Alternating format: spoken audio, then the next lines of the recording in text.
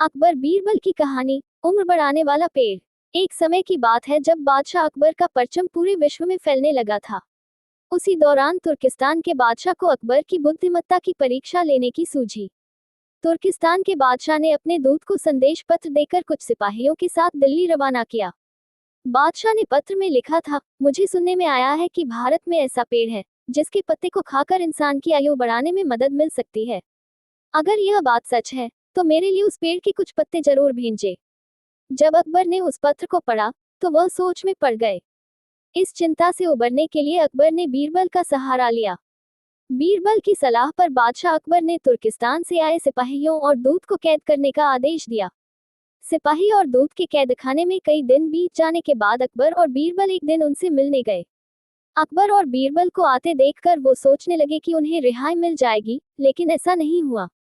बादशाह अकबर जब उनके पास पहुंचे तो उन्होंने दूत से कहा, जब तक इस किले की एक दो ईंट गिर नहीं जाती तब तक आप लोगों को आजाद नहीं करेंगे। ऐसा होने तक आप सभी के लिए यहाँ खाने पीने का पूरा इंतजाम किया जाएगा। इतना कहकर बादशाह अकबर और बीरबल वहां से चले गए। उनके जाने के बाद दूत और सिपाही कैद से निकलने के लिए उपाय सोचने लगे। जब कोई रास्ता नजर नहीं आया तो भगवान से प्रार्थना करने लगे। जल्द ही उनकी प्रार्थना रंग लाए और कुछ दिनों बाद अचानक तेज भूकंप आया और भूकंप के कारण किले का एक भाग टूटकर गिर गया। ये घटना के बाद दूत ने अकबर के पास किले की दीवार गिरने की खबर भिजवाई।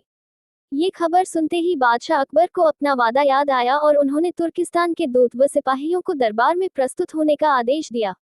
उनके दरबार में पहुंचते ही बादशाह अकबर बोले, अब तो आप सबको अपने बादशाह के द्वारा भेजे गए पत्र का उत्तर मिल गया होगा। अगर अब भी आपको समझ नहीं आया है तो मैं समझा देता हूँ। तुम सिर्फ 100 लोग हो और तुम्हारी आह सुनकर किले का एक हिस्सा गिर गया, तो सोचो जिस देश में हजारों लोगों पर अत्याचार होते हैं उस देश के बादशाह की आयु कैसे बढ़ेगी। लोगों की आह से उसका पतन तो निश्चित है। हमारे भारत देश में किसी गरीब पर अत्याचार नहीं होता, यही होता है आयुवर्धक वृक्ष। उसके कुछ दिन बाद बादशाह ने उन सभी को उनके देश भेज दिया है और रास्ते में होने वाले खर्चे के लिए कुछ पैसे भी दिए। दूत ने तुर्किस्तान पहुंचकर भारत में घटित सारी बात विस्तार से बादशाह को बताए। अकबर बीरबल की बुद्धिमत्ता देखकर तुर्किस्तान के बादशाह ने दरबार में उनकी बहुत प्रशंसा की।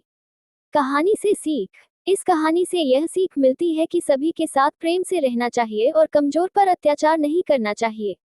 साथ ही वही देश तरक्की करता है जहां प्रजा सुखी रहती है।